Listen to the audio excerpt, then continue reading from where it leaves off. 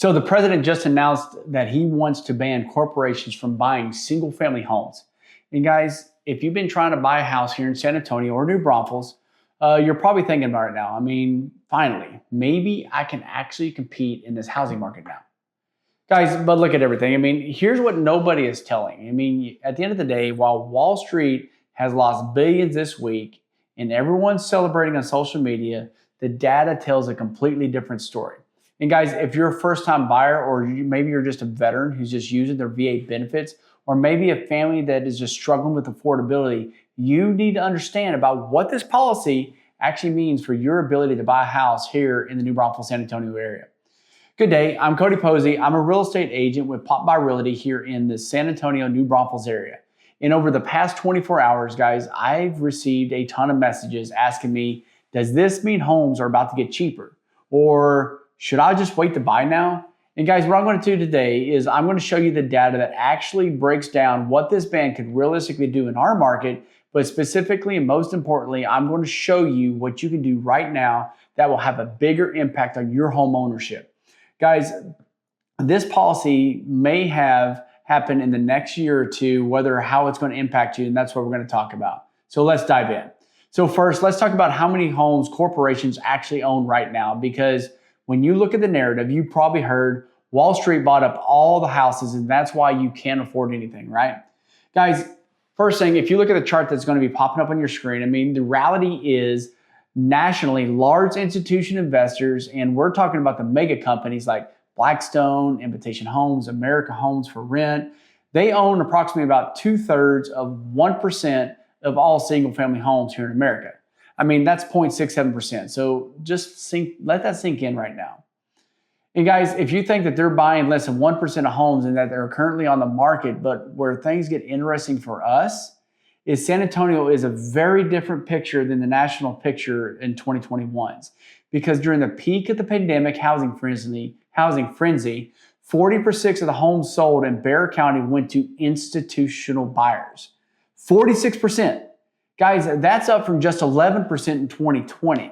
And to put that in perspective, when you look at like Charlotte, North Carolina, institutional investors bought about 20% of single family rentals. In Atlanta, where everybody talks about the poster child for corporate landlord problems, they hit 28.6%. But San Antonio, 46%. I mean, that's why nationally it may seem like a small problem, but here in our market, corporate buying during 21 and 22 was a real and is absolutely affected the first-time home buyers market because our housing cost was so cheap. And when you look at between 21 and 22, corporate landlords increased their single-family home ownership, and this is Bexar County, where San Antonio is, by 42%. And as of 2022, institutional investors, they own more than 15,800 single-family rental properties in the San Antonio metro. And guys, here's what the research shows. They weren't just buying them randomly. I mean, they specifically targeted neighborhoods with lower medium home values. Exactly the neighborhoods like where first-time home buyers, where they like to shop, right? Because it's about that first-time buyer, that affordability, right?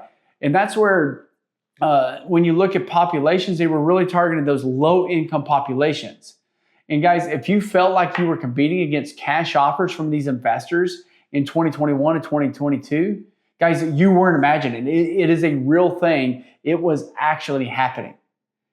But guys, here's the part that's really going to surprise you. When we say investors, we need to be really specific about what we're talking about. And that's what we're going to talk about in this next chart. I mean, if you look at everything and who's actually breaking down and who's buying homes right now in 2024 and 25, it's small investors. That's someone who owns anywhere between 1 to 9 properties in maybe your neighborhood who has a couple of rental houses. Maybe it's a teacher just trying to build a portfolio. And what they do, they account for about 18% of all home purchases, while mid-sized investors that own in between 10 to 99 properties, that's about another 6%.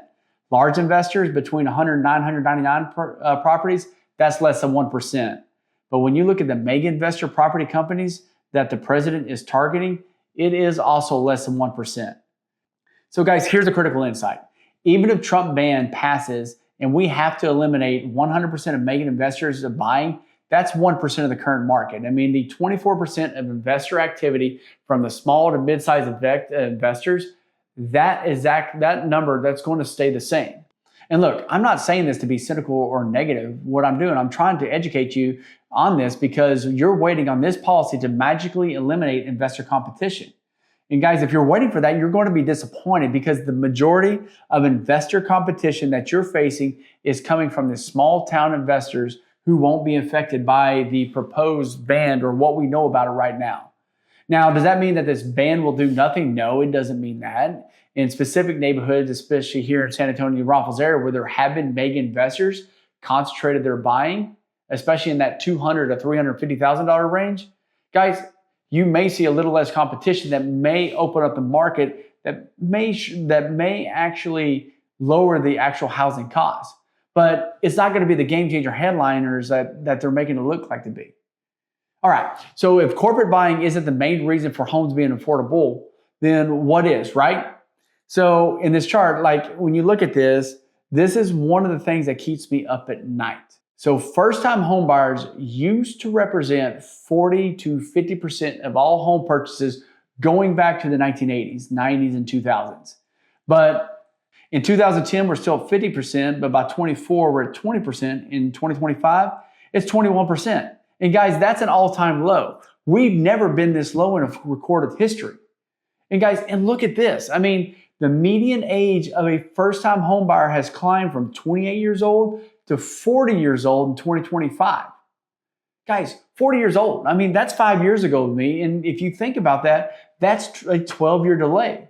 And when you look at the National Association of Realtors, they estimate that the 10-year delay in home ownership cost about $150,000 to buyers in lost equity accumulated. So we're not just talking about people buying homes a little bit later. What we're also talking about is generation wealth that is being lost. We're talking about people in their peak earning years who should be building equity in their portfolio who are instead paying rent and making their landlord very, very wealthy. But guys, what's causing this? In one word, I'll tell you, it's going to be supply. Because the United States is still short anywhere from 3.8 to 4.7 million homes. And when you look at Texas alone, we're short over 300,000 homes, and we just simply haven't built enough housing, regardless of what your thoughts are in this area and the water issues. I got it. But over the past 15 years, we have to keep the supply up to keep it up with the population growth. So where does everything balance out? And guys, what I'll tell you is after the 2008 housing crash, home builders fell off the cliff. Because what happened is we went from building 1.5 to 2 million homes a year down to 500 to 600,000. And guys, we're doing better now, about 1.4 to 1.6 a year, but we're still way behind. And when you look at Goldman Sachs, what they say is that we would need to add about 3 to 4 million homes above the normal construction levels to get back to an equilibrium. And at the current building rates, guys, that's going to take a decade or more. But at the end of the day, here's a hardcore truth. Banning institutional investors is not going to build or does not build a single new home. What it might do is reduce the competition for existing homes by 1%, but it doesn't solve the fundamental problem that we don't have enough houses for the number of people who are looking to purchase them. Okay, guys, I know this was a lot of tough news and there's a lot of information here, but I need you to listen up real quick. So here's where the reality good news comes for you if you're trying to buy a home in the new Braunfels, San Antonio area. Guys, the good news is we are still the most affordable major metro in the state of Texas. And guys, that matters enormously because when you look at the numbers here on the chart, in San Antonio, the median home price is hanging out in between that $295,000 to $310,000. When you look at Austin, you're still in the $600,000 range. Austin to Dallas, you're looking to 400s to 500s. Houston, you're at 340s to 370s. So that means our median is literally nearly half the price of Austin. And guys, we're drivable to Austin too as well. But to afford the median price home here, what you need is about $90,000 of annual household income. While in Austin, you need to be making $138,000 a year. And in Dallas, you need roughly about $110,000. And guys, when you look at things, that's nearly $50,000 difference between San Antonio and Austin. And that's the difference between being able to buy and being completely priced out of the housing market. And guys, when you look at this, and this is really a cool number, the price per square foot in San Antonio, it averages in between 168 to 174 per square foot, while in Austin, it jumps up to 280 a square foot, in Dallas and 257. But what that really practically means is for the same money, you're getting 400 to 600 square feet more here in the New Braunfels, San Antonio area. And guys, if you're trying to grow that family, that's a huge advantage to you. And also, when you factor in the cost of living, it's still 9% below the U.S. average, while housing costs are 21% below the national average in the norms. And what it does, it takes time to save down for that down payment, anywhere from 1.3 to 2.5 plus years in Austin. So yes, guys, I understand. I talk to y'all all the time. I've had the comments, I've had emails. Affordability is a challenge. But you're in the right market. And if you're trying to do this in Austin or California or somewhere up in the Northeast, guys, it would be exponentially harder. That's why you have different political figures that are coming in and they want to do like price controls that I don't really personally agree with, because that's not the answer here. But at the end of the day, here's what I want you to understand. While everybody's debating this corporate ban, which will take years to even pass in Congress, it will definitely get challenged in court. And at the end of the day, guys, it might not even happen. But there is something happening right now in our market that matters way more than your ability to buy a home. So I want you to take a look at the graphics on your screen. So the market has shifted dramatically in the favor of buyers. And here's what I'm seeing every day. I mean, inventory is up 15 to 20% year over year. And that means more houses on the market, means more choices for you as the buyer. Days on market are up. Homes are sitting on average of 75 to 100 days, and that's up from 19% last year.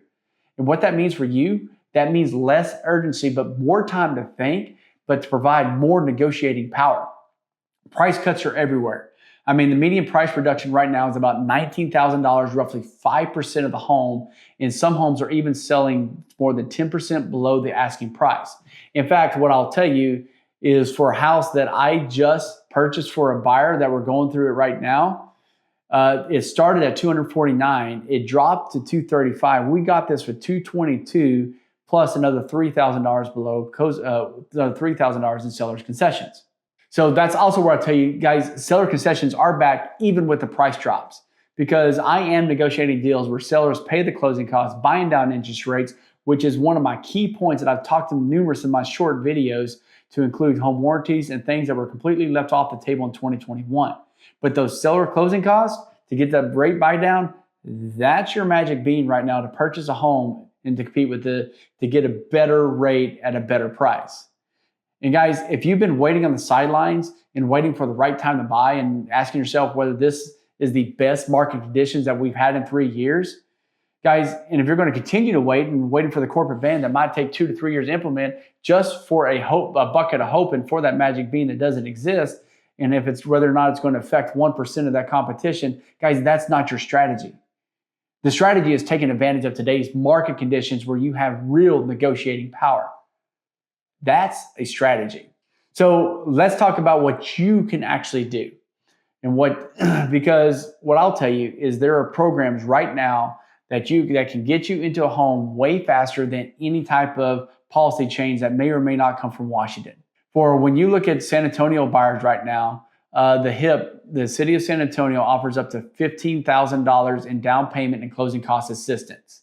This is a zero interest forgivable loan that can gets forgiven when you own the house for over 10 years.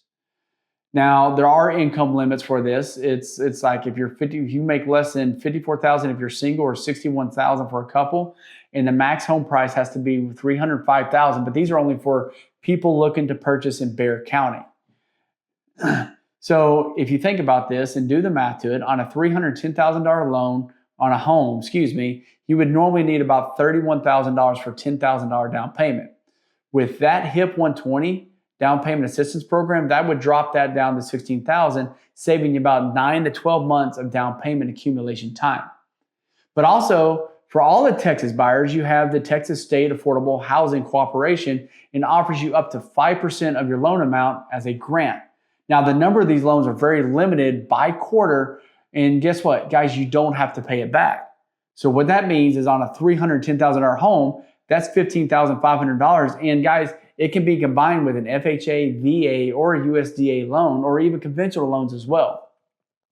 And what I'll tell you is like the income levels, they go up to 115% of the area median income or 140% of the targeted area. So you can make more and you can still qualify than some of the other loan program grants that are out there. But guys, also, they also have what's called mortgage credit certificates, and they can give you up to $2,000 a year in tax credits based on your mortgage interest.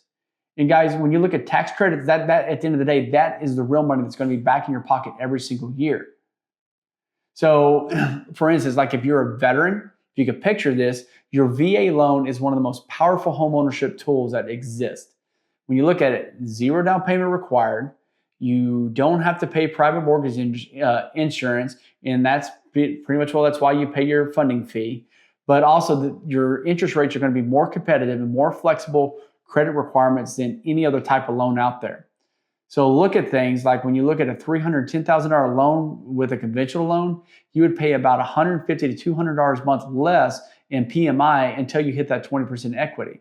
But on a VA loan, you pay $0 a month when it comes because you don't have to pay that PMI, and that's anywhere from $1,800 to $2,400 a year in savings off of that VA loan. But guys, here's a power move. You can combine your VA loan with the TSA-HC down payment assistance to even cover more closing costs that in seller concessions that you may ask for in that loan. So instead of needing $31,000 cash to close, you might need $10,000 to $15,000 if you put a down payment down, or depending on the cost of the loan. And what it is, that's the difference between maybe next year or let's start house hunting now. Okay, so let me get back to the corporate ban thing for a second. Because what I don't want you to think is I'm completely dismissing it. I put out videos on it and I understand it. And there's a lot of corporate stuff that goes on that I do not like. At the end of the day, could it help? Yes, potentially. But when you look at it, it's going to be very neighborhood specific in the New Braunfels, San Antonio area where corporate was buying the heaviest. Particularly when you look at it, it's going to be happening more in Bexar County neighborhoods. That's going to be in that $200,000 to $350,000 range. And guys, you might see a little less competition for your cash offers, which is great. And you might get a little bit more negotiating room. But in certain zip codes, you might see a modest price relief. But will it be a game changer? Guys, it's like everything else. At the end of the day, it's probably not. And the reason why I'm so skeptical, because it really only targets 1% of the current market activity. And when you look at the political fluff that's behind it, it's like everybody talks about large corporations. But what it doesn't do, it doesn't build new homes. It doesn't really look at the small investors that bought up so many of the homes, which is not a bad thing. They're trying to build their portfolios up.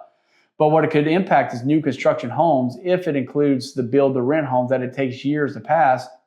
And guys, this will definitely face legal challenges. And you're going to be, at the end of the day, you're going to be waiting for years to come into effect, and somebody's going to wipe it out through an executive order anyway.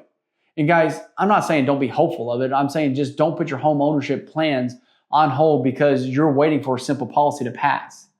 Because that opportunity exists only in the market today with rising inventory, motivated sellers, and the available assistance programs that are out there to help new home buyers like you to purchase a home. And guys, at the end of the day, that's what's real. That's what's actionable right now. The homes you want to buy that won't wait 2 to 3 years for federal policy to maybe happen. All right, guys, let me bring everything home to you and let me slow everything down. Because if you're a first-time home buyer, I know this information is way overwhelming, and I don't mean for it to be. I know it feels like the deck is stacked against you. I talk to y'all every single day. But here's what I want you to know. You're closer to home ownership than what you probably think. And most of my first-time buyer clients, they're shocked when they find out what they can qualify for through these assistance programs. And guys, they're shocked when they're able to realize that $15,000 down payment assistance can help them buy this year instead of the next 2 years. But most importantly, guys, I mean, my veteran brethren out there, you have benefits that civilians just would kill for. They wish that they had. That VA loan with zero down payment, no PMI, that's a huge advantage. It increases your buying power. And when you combine that with the state programs, guys, you can get into a home with very little cash out of your pocket. And if you're struggling with affordability, guys, I hear you, I understand, and you're in the right market. For the San Antonio, New Braunfels are still the best value in the state of Texas. And right now, while we got inventory up, days on market is up, price cuts are happening. Sellers are willing to negotiate big time right now. You have more leverage than you've had in a long, long time. And look, guys, at the end of the day, I can't control what Washington does. They frustrate me just as much as they frustrate you. I can't control the housing supply, and I can't control interest rates. It all sucks. Got it. But what the things I can do is help you understand what your real buying power is and connect you with programs that can save you tens of thousands of dollars in loans. And what this does, it helps you navigate, and what I'll do is help you navigate the market strategically so you can get the best deal possible. So guys, here's what I want you to do. Once you go out, find a lender. If you need one, contact me, get pre-approved. Understand what your real numbers are and not what you think you can afford. But guys, explore the assistant programs, whether it be the HIP 120, the TSAHC, VA benefits. Find out what you qualify for. But also take advantage of the current market conditions because there's more inventory, you got more negotiating power, seller concessions. Guys, this is a buyer's market. Take advantage of it. But most important, guys, work with someone that specializes in first-time home buyers because this process is very, very complicated, and having an advocate who knows these programs and understands your challenges that makes everything all the difference in the world and can help simplify and take some of the stress out of the process.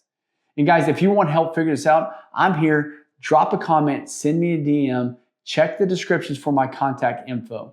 Guys, because I would love to sit down with you and look at what your actual numbers are to help you create a real plan to get you into real home ownerships.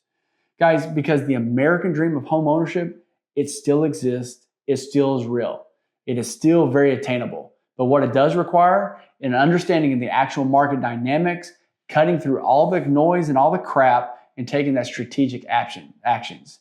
So don't wait for the policy changes that may never come, and look at the opportunity that's right in front of you right now. All right, guys, that's it for me today. And guys, if you find this helpful, please hit that like button, subscribe to this channel, and drop a comment below with your biggest questions in the San Antonio, New Braunfels market. Guys, I read every single comment, and I'm going to answer every single one of your questions. So I love you guys, and I look forward to seeing you in the next video.